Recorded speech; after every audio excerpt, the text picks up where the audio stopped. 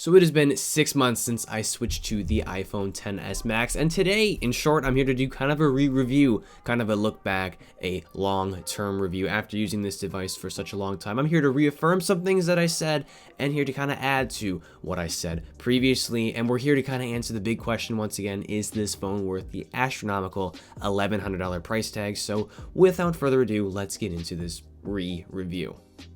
So beginning with design, I mean, as I said in my initial review, this phone is beautiful.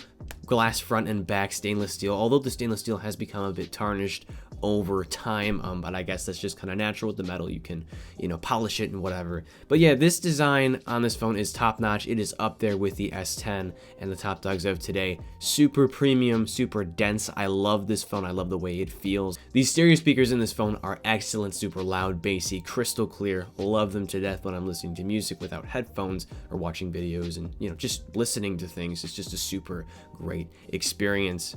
I will say though, I had switched from the OnePlus 6. I miss the headphone jack. Although I have AirPods and I have, lightning headphones, there still is that time when you want to plug in and listen to music and you're just like, ugh. So if you're, that kind of person, just stick with a non-iPhone or stick with an older iPhone. I don't really know what to say, but yeah, that is one gripe I do have. And yeah, even after the initial, kind of like honeymoon phase that you have with the phone, like the first 2 or 3 weeks you get with it, obviously that oh my gosh feeling has like diminished, the excitement that you get when you buy a new phone. But I will say, still loving this phone to pieces, and the design is still really, like I said, top notch. Next up, let's talk display, and this is a really important topic because we have the S10, which is a direct competitor to this phone, and even with Samsung being the king of displays with that awesome hole punch design in their HDR AMOLED panels, Apple's display in the XS and the XS Max specifically is still beautiful, super sharp, colorful, vibrant. The AMOLED nature is awesome, and I love using this display. I use it all the time, hours and hours on end watching YouTube videos. It's a problem, but yeah, I can affirm the display on this phone is excellent. And I will say, I have not seen a bottom bezel design better than what Apple has done. As you know, they bend the OLED screen underneath. That's probably a reason why this phone is so expensive. The display technology in this phone is incredible. Yeah, the notch is there. I've gotten used to it. It's not my favorite thing in the world. If I could get rid of it with the snap of my fingers, I would. But I don't necessarily mind it, and I think it's worth the futuristic look of the bottom bezel. I haven't really seen any Android phones that kind of keep the side and bottom bezels uniform. I just think it's a super futuristic look, and I love the way the dock just kind of sits at the bottom of the phone where the home button used to be. That's just a really cool look, in my opinion. And to kind of sum up the display category, yeah, it's not the S10 or the S10 Plus, but it's probably the second runner-up. Moving on to battery, I just want to touch on this quickly. It's kind of the boring aspect of this phone. I am a heavy user. I use my phone like 5 hours a day. It's a huge problem. But half the time I spend, on YouTube and whatnot, media consumption, social media, texting, and like I said, YouTube. And I end the day with around maybe like 20-25% battery, sometimes less. You can occasionally run into the ground, but for the most part, this phone will get you through the day. And if you're a moderate user, this will be kind of like a day and a half kind of phone. And still, I will say, even though these phones can last you a super long time, it's still great to carry a portable battery bank. Imudo was kind enough to send this to me. This is a 10,000 milliamp hour unit, and what's great about it is, yeah, it has a pretty simple matte plastic design, but on top of that, you get quick charging with this. So not only do you have a huge capacity, but you can output that at an insane rate. I believe it's 18 watts. I will make a correction if that's not true, but you have USB-C input and output, so if you want to charge like a Mac with this, you can still do that. You can charge iPads, you can charge your Nintendo Switch. It's a super compact, convenient little package. You have like an LED indicator to show how much percentage you have charged or have remaining. Again, super sleek, nice looking package, and it's pretty affordable too. This is $25 on Amazon. I will leave a link in the description. Thank you, Imudo, once again for sending this over. And the last aspect of battery I want to talk about quickly is wireless charging. And yeah, it's not like the most groundbreaking thing, but I will tell you, having the OnePlus 6 and never having a wirelessly charging phone before, that's not the right way you say that.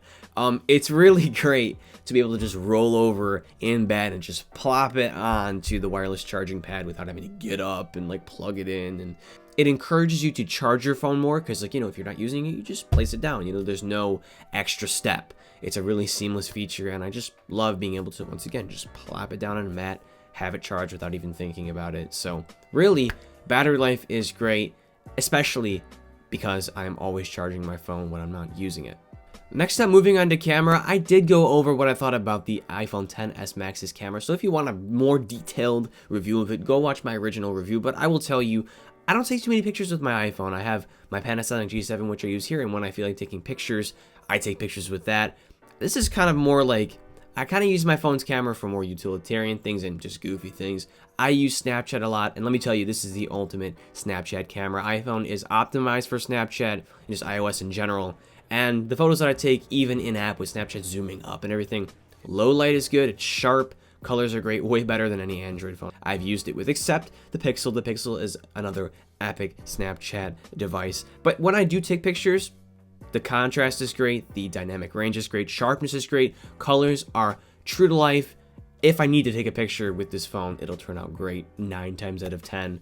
And yeah, I'm really happy with the photo quality even 6 months later. And I will say this is probably still one of the best, if not the best, phones for video recording. I don't know, when I've seen footage across platforms and across phones, iPhones always just looks the most true to life and the best. And a feature that I kind of failed to highlight with the XS and the XS Max is stereo audio recording. It's super immersive when you're watching back a video that you took at like a favorite place of yours. It's like kind of brings you back into that memory, because most of the time we take videos if we want to remember something, and I love that. It's just, like I said, an extra level of immersion, and it just makes videos that much more magical with iPhone. Also, to bring up portrait photography, I do not take portrait photos all the time, but when I do, 9 times out of 10 they turn out pretty great. Of course, you can adjust the aperture after the fact, which is also a great feature.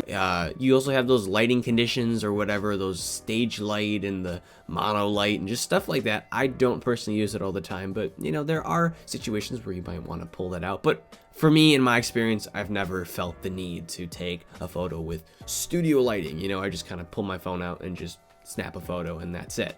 So overall, with the camera, still is one of the best competitors on the market right now, next to the S10 and the P30 Pro. For sure, it has its own advantages, especially if you watched Mr. Who's the Boss's comparison between the S10, P30 Pro, and the iPhone XS Max. You can notice that the high dynamic range is with the iPhone. Apple is really good with that, and also true to life color, etc., etc.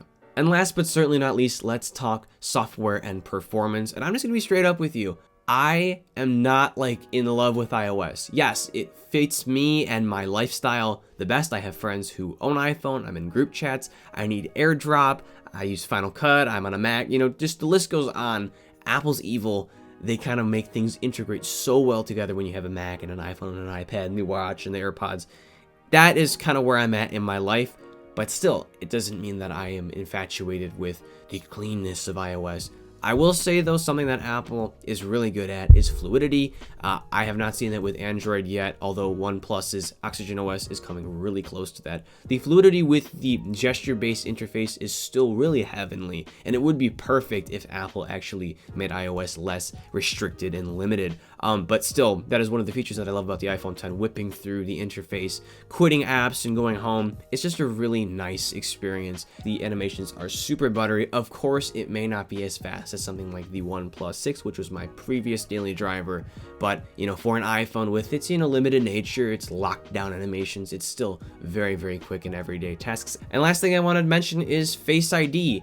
After 6 months of using it, I'll tell you, I actually really like it. I don't have to think about unlocking my phone. I just swipe up and it's already unlocked. Face ID, I feel like it's gotten a little bit quicker, a little more accurate with software updates. I hope it has, but even if it hasn't, it's still quick. Once again, accurate, super secure. I think it's really hard to find someone with an exactly identical face, unless you're like that mom and that kid, or you have an identical twin. I love it when I'm paying for stuff with my debit card. I just hold it up to the card reader and just swipe up, and I don't have to press anything. It's just the biometrics of my face go into my phone, and I can pay for something very easily. Yeah, Face ID, once again, quick, accurate, and I don't really have a problem with it, other than when I have my phone on a table and I have to kind of like do the weird lean over thing. I hate that because I always have to type in my password. But other than that, Face ID has been pretty decent, and I'm excited to see it improve in the future. So with all of that said, having used this phone for 6 months, having paid a couple $100 up front, as a down payment, and paying monthly for this phone, I'm paying $30 a month at this point. Is this phone worth $1,100? And I will say, once again, it depends on the kind of person you are, if you have the cash to spend, and if you want the best iPhone you can get. then maybe it's worth it to you. But if you are, more of an average consumer, if you're not super worried about having the latest and the greatest, or if you want a piece of the latest and the greatest, but you don't need all of it, get the S10e, get the iPhone XR. And although those phones are different, you might argue that the S10e is a better value, and I would agree in some ways it is. If you want an iPhone and you don't want to pay the, exorbitant amount of money for this, the $1,100, just go with the iPhone XR. I mean, the display is decent. It's not any worse than the iPhone 7 or the 8, and if you're coming from that, you're not going to notice any difference. It still has the A12. It has 3 gigs of RAM. It's super, super smooth. I have friends who are getting it. They say they love it.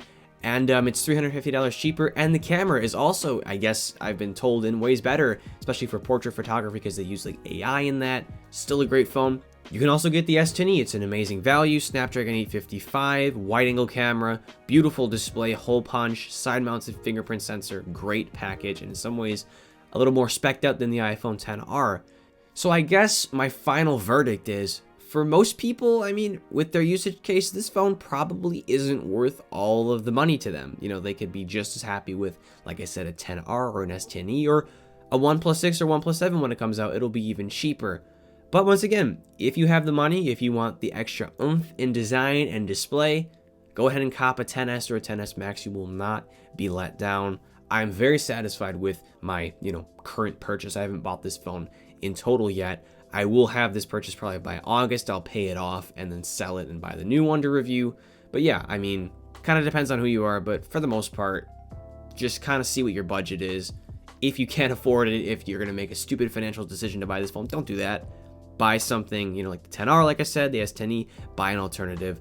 This is, like I said, kind of like an expensive car, It's not entirely necessary. It is very expensive. But if you want that extra, luxury, then you buy this phone. And if you don't, you just go with the next best thing. So anyway, that's my spiel. I hope this helps if you are looking to buy this phone. Personally, if I were you, I mean, if you need an iPhone now, go ahead and buy one. But if you're willing to wait for the iPhone 11. That's what I would personally do because they're going to launch a triple camera setup probably. Maybe a little bit of a different design, a different color. Who knows? Apple's Apple. Their designs and stuff change very incrementally. So we've yet to see. And yeah. That is my thoughts on the iPhone XS Max 6 months later. Hope this helped you out. I'd really appreciate it if you leave a like in the video, comment if you have any questions or suggestions, and subscribe for more content like this. And as always, I'm Noah, and I will catch you all in the next one.